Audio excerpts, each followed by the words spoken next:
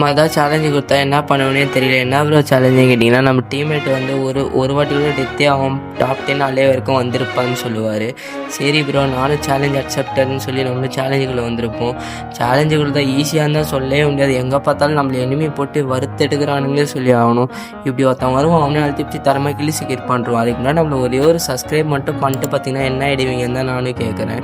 Next இந்த பக்கம் ஒருத்தருப்போம், நம்ம டீம்மேட் சரியான டேமேஜ் கொடுத்துருப்பாரு போல். ஒரே ஒரு அடியாச்சு தரமாக டீம் வைப்போட் பண்ணுறோம்.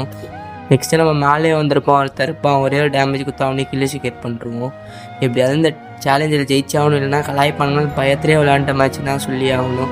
நெக்ஸ்ட்டு நம்ம ஃப்ரெண்டில் வே பண்ணிட்டு இப்படி வரக்குள்ள உள்ளே ஒருத்தன் வருவான், அவனே ஆச்சு தரமாக கில்லிசிகேட் பண்ணுறோம். ஒரே ஒரு மேட் போடுவோம், ஒருத்தன் நாக் ஆகிடுவான்.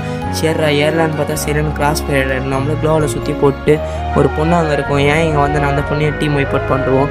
டாப் 10 அலேவே இவங்க டீம் வைப்போட் பண்ணால் வந்துடும் சொல்லி ஒருத்தன் நாக் பண்ணிருவேன். ஜோனில் ஒருத்தன் அடி வாங்கி டீம் வைப்போட தரமாக அந்த டாஸ்க்